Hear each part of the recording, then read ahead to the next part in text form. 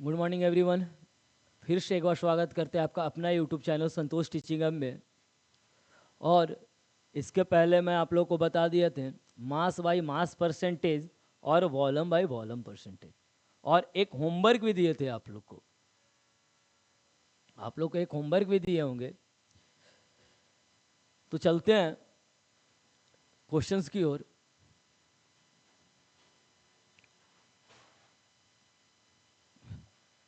Question ये था, if 1 ml of a liquid pesticide is mixed with sufficient amount of water,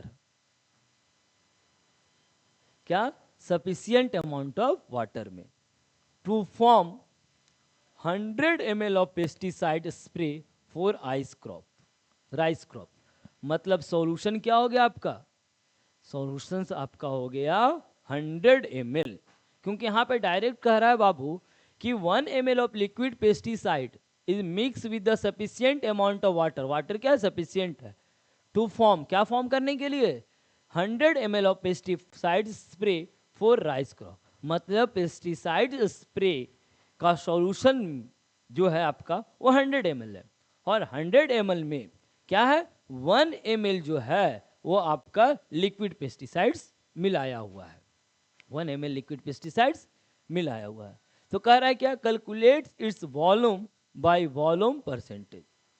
इसका concentrations निकालने के लिए बता रहा है, पूछ रहा है। कंसंट्रेशंस ऑफ सॉल्यूशन आपसे पूछ रहा है। तो चलते हैं हम लोग।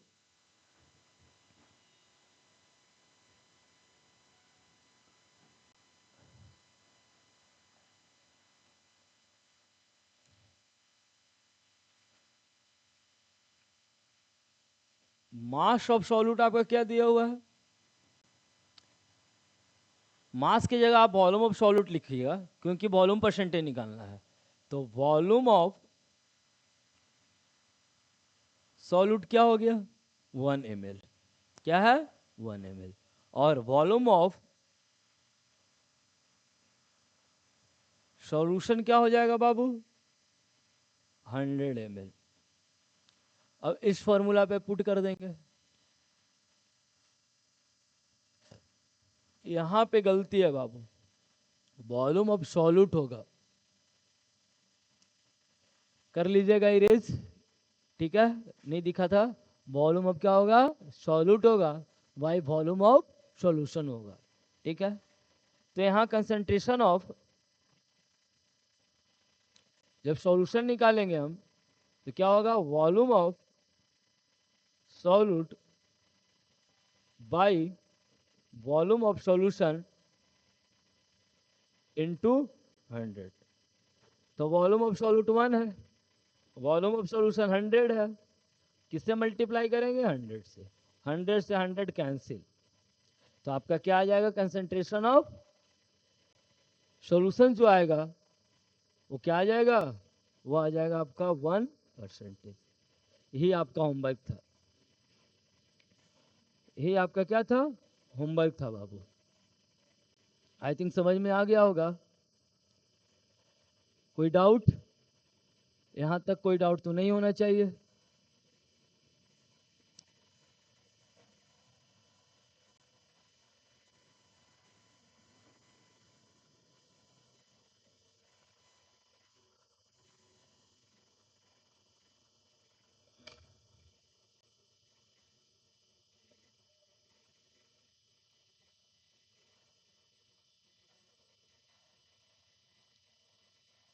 फर्स्ट वाला,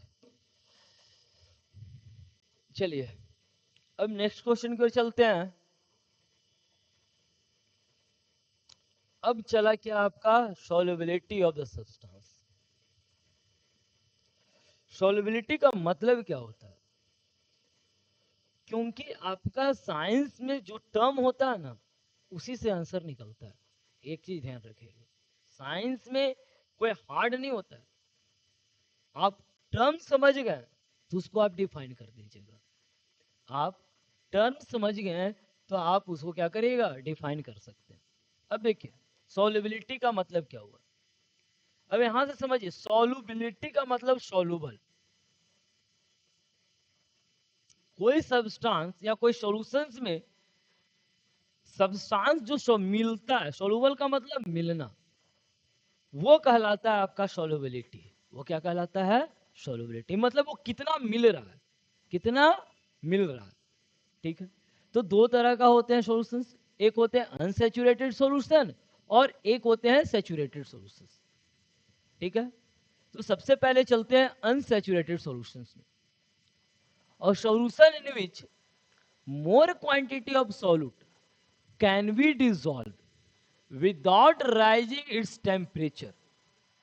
मतलब अगर हम पानी ले लें और पानी में क्या करें, चीनी को हम डालें और उसको मिलाना स्टार्ट करें, क्या करें, मिलाना स्टार्ट करें, तो जितना चीनी डालेंगे वो मिलते जाएगा। वो क्या हो जाएगा, वो मिलते जाएगा, मिलते जाएगा, मिलाते रहेंगे तो मिलते जाएगा, मिलते जाएगा, मिलते जाएगा।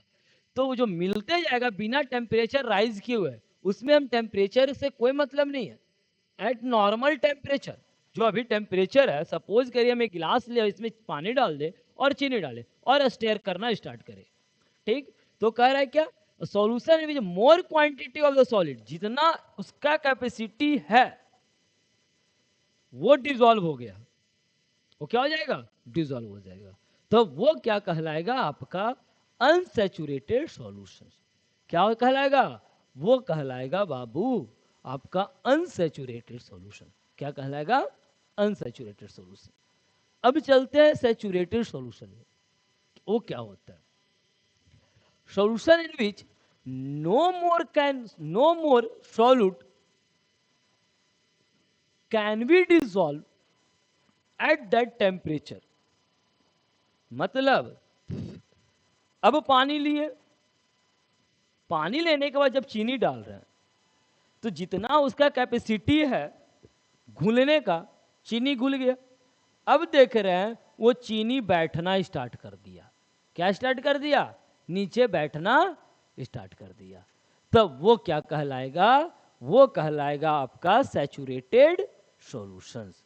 इसका मतलब क्या हुआ, solution in which no more solute can be dissolve. अब ज्यादा सॉल्यूट डिजॉल्व नहीं होगा एट दैट टेम्परेचर, उस टेम्परेचर पे अब ज्यादा सॉल्यूट डिजॉल्व नहीं होगा।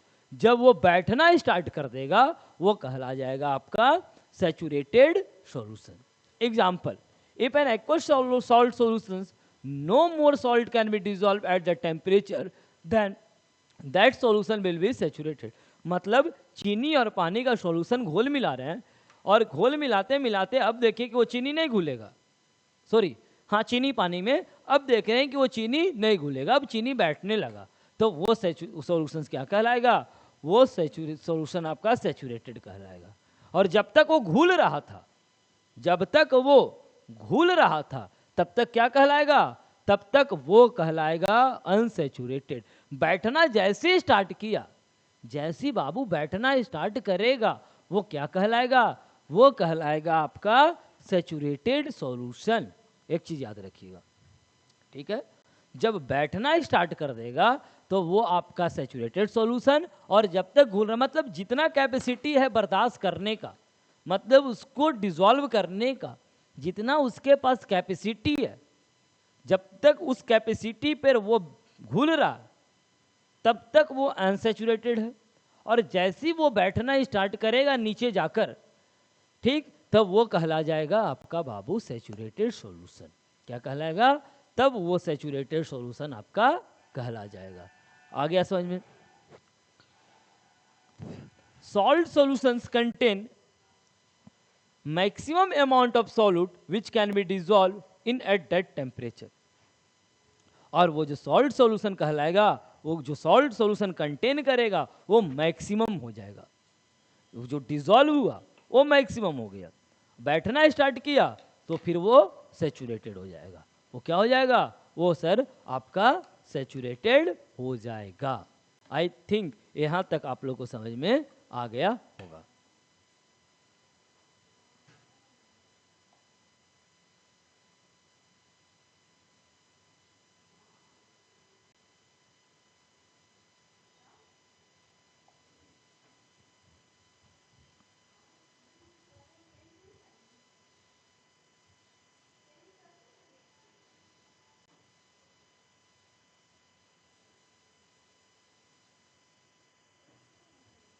अब कह रहा है effect of heating and cooling on a saturated solution.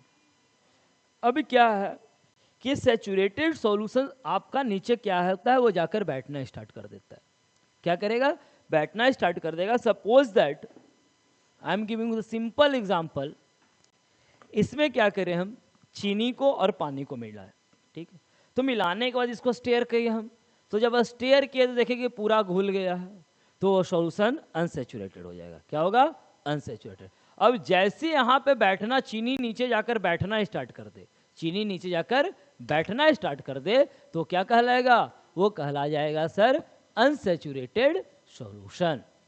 Sorry, बैठना स्टार्ट कर देगा तो वो सैचुरेटेड सॉल्यूशन कहलाएगा। क्या कहलाएगा? सैचुरेटेड। और पूरा घुला हुआ जब रहेगा तो अनसैचुरेटेड। तो सैचुरेटेड सॉल्यूशन पे जब हम टेम्परेचर बढ़ाएंगे या टेम्परेचर घटाएंगे या हीट देंगे या टेम्परेचर को कम करेंगे या कूल करेंगे, तो उस सैचुरेटेड सॉल्यूशंस पे क्या इफेक्ट पड़ेगा, उस सैचुरेटेड सॉल्यूशन पे क्या इफेक्ट पड़ेगा। ठीक है, तो इसका सिंपल एग्जांपल, पहले इफेक्ट पढ़ने से पहले मैं एक एग्जांपल देता हूं, उसी से समझ में आ जाएगा। जैसे आप लोग चाय बनाते होंगे, नींबू वाली, दूध वाली नहीं बता रहा हूं, नींबू वाली। जब नींबू वाली चाय बनाते हैं तो डायरेक्ट तो चाय पत्ती नहीं डालते हैं, नहीं डालते हैं ना। तो हम लोग क्या करते हैं, पहले पानी डालते हैं, और पानी डालने के बाद हम क्या करते हैं, चीनी को डालते हैं, चीनी को डालते हैं। स्टेयर नहीं करते, याद रखिएगा, उसमें हम लोग स्टेयर नहीं करते। तो चीनी को डालते हैं, और जब से हम टेम्परेचर को बढ़ाते हैं तो वो देखते हैं वो चीनी आपस में क्या हो जाता है, घुल जाता है। क्या हो जाता है? घुल जाता है। इट मीन्स यहां से ये कंक्लूजन निकला कि जैसे हम टेम्परेचर बढ़ाएंगे वो सॉलिड पार्टिकल्स घुल जाएगा, सॉलिड पार्टिकल्स घुल जाएगा। यहां से एक और एग्जांपल आपको देते हैं। जो होटल में मिठाई बनाते हैं, रसगुल्ला, तो उसके एक चाशनी होता है, चाशनी होता है ना, वो करता है क्या है, भट्टी पर चाशनी को रख देता है, ठीक, और चीनी डालते रहता है उसमें, चीनी डालते रहता है। और वो देखता है जब चीनी डालते रहता है और जैसे टेम्परेचर बढ़ता है बाबू, वो चीनी पूरे तरीके से उसमें घुल जाता है, वो चीनी पूरे तरीके से क्या हो जाता है, घुल जाता है। इसका मतलब सॉल्युबिलिटी जो हुआ उस सब्सटेंस का, वो क्या हो गया, बढ़ जाता है, सॉल्युबिलिटी बढ़ जाता है। जो मतलब क्या हुआ, जैसे हम बोले सॉल्युबिलिटी बढ़ जाता है तो वो चीनी मिलना ज़्यादा हो जाता है। जैसे अब यहां से समझिए, if a saturated solutions at particular temperature is heated to higher temperature then it become unsaturated। एकदम सही है सर। जैसे हम क्या किए, 100 ग्राम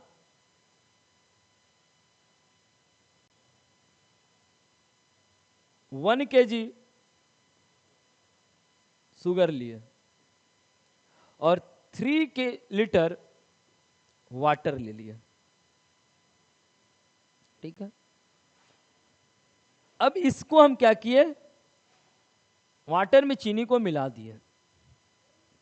जब वाटर में चीनी को मिलाएं तो देखेंगे इस तरीके के से चीनी नीचे बैठा हुआ है,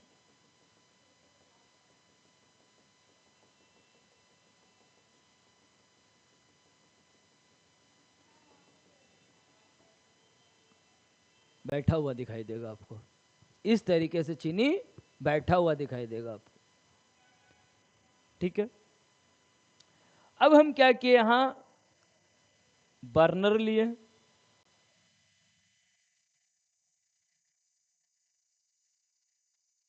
हीट देना स्टार्ट किया,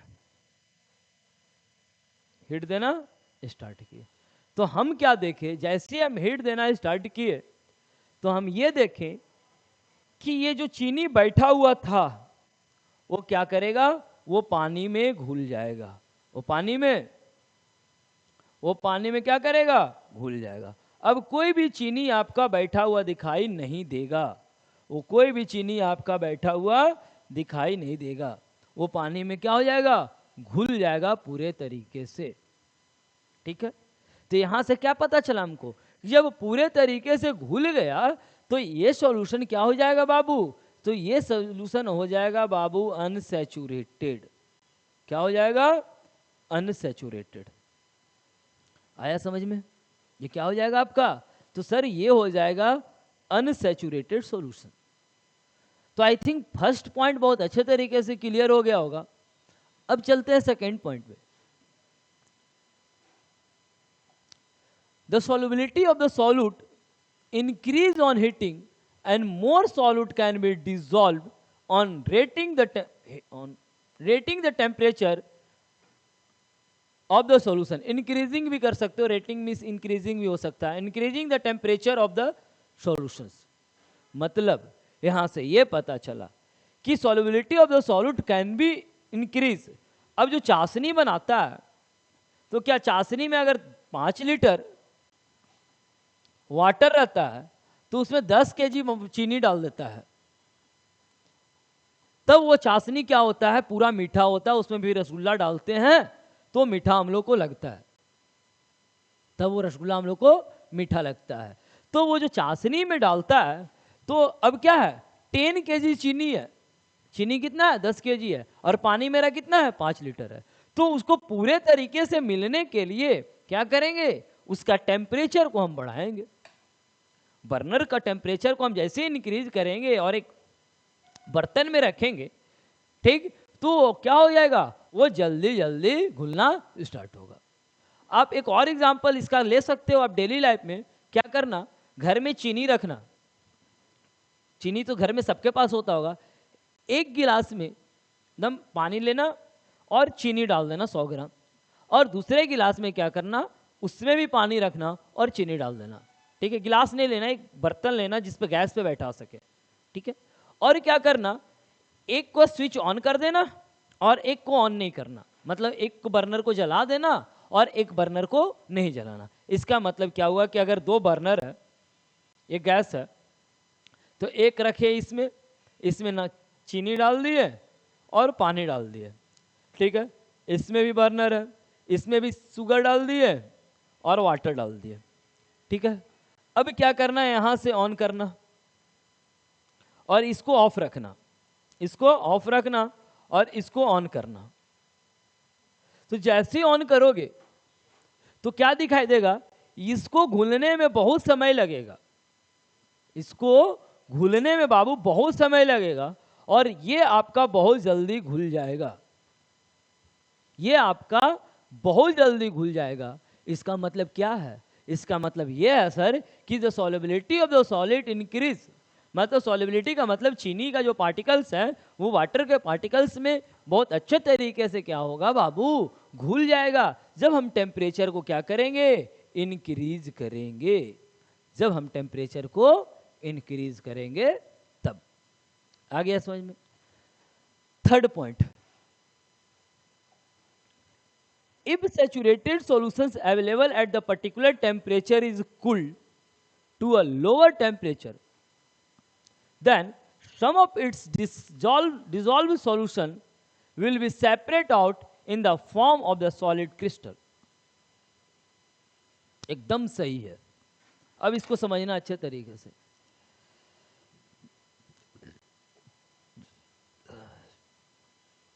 जो डुप्लीकेट रसगुल्ला होता है ना,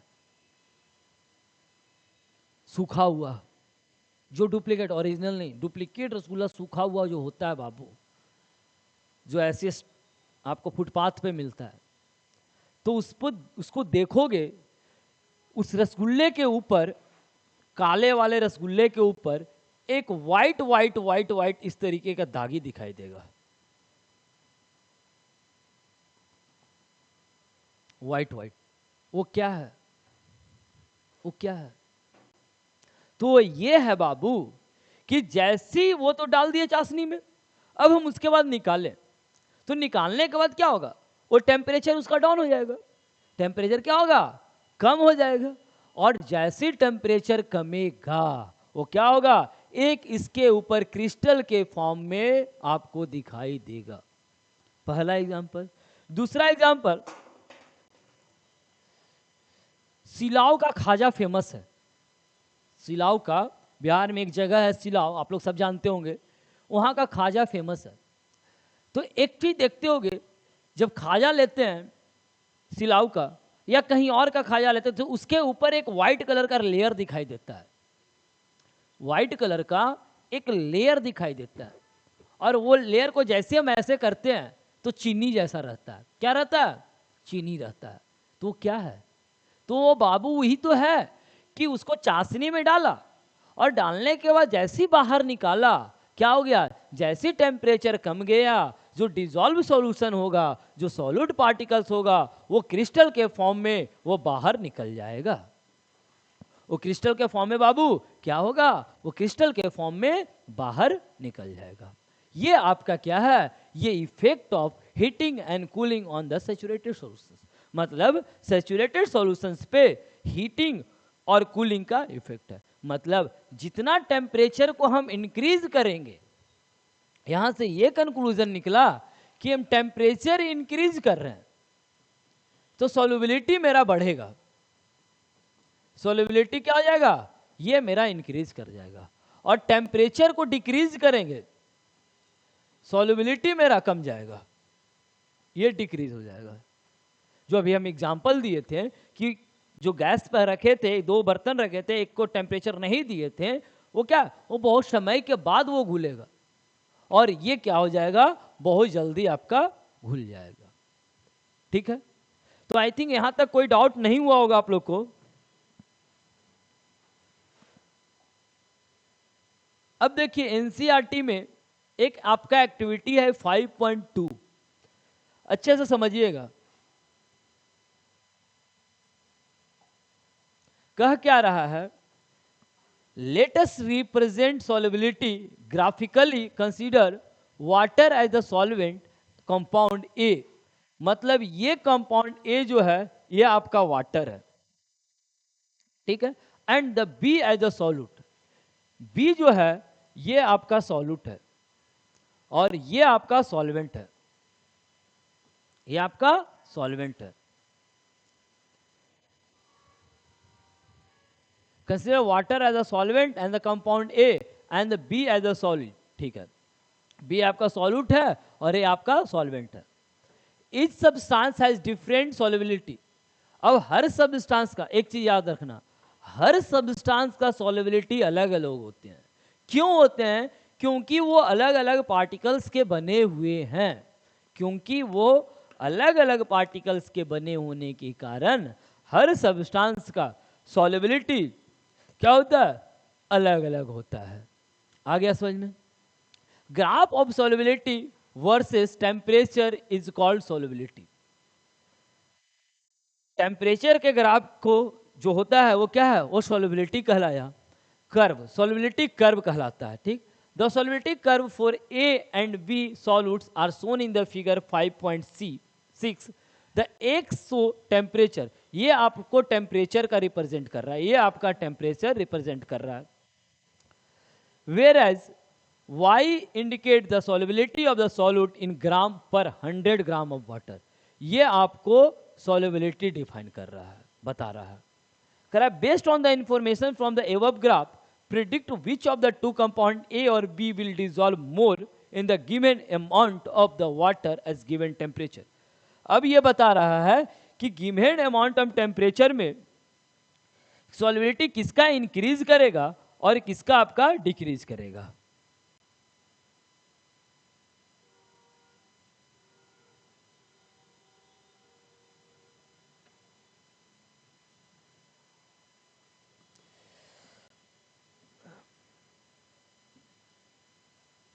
अब देखिएगा, the solubility of the compound A in water at 20 degree Celsius.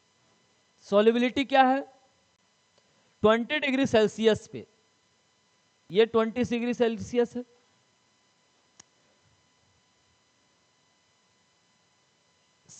Twenty degree Celsius less than, more than या सिमिलर टू सॉल्युबिलिटी। अब जो कह रहा है क्या चीज, 20 डिग्री सेल्सियस पे जो सॉल्युबिलिटी होगा कंपाउंड ए का वो क्या होगा। तो 20 डिग्री जब सेल्सियस देख रहे हैं तो सॉल्युबिलिटी क्या हुआ, graph of solubility versus temperature is equal solubility, मतलब ये दोनों का जो ग्राफ है ये सॉल्युबिलिटी है। अब 20 डिग्री सेल्सियस पर ये देखिए सॉल्वेंट, और 20 डिग्री सेल्सियस पे आपका सॉल्वेंट ये देखिए, सॉल्वेंट ए और सॉल्वेंट बी को जब देखिएगा तो आपको क्या दिखाई दे रहा है, तो सॉल्वेंट ए जो है आपका, सॉल्वेंट जो ए है वो कम डिसॉल्व कर रहा है, क्योंकि ये आपका 50 ही ग्राम ही कर रहा है। क्या कर रहा है, 50 ग्राम कर रहा है। कितने डिग्री पे, 20 डिग्री सेल्सियस पे। तो यहाँ पे क्या हो जाएगा, लेस हो जाएगा बाबू, क्या हो जाएगा, लेस हो जाएगा। लेकिन आपका सॉल्यूट बी जो है 20 डिग्री सेल्सियस पे कितना है, इंक्रीज किया है। क्या किया है, इंक्रीज किया है। सेकेंड क्वेश्चन चलते हैं।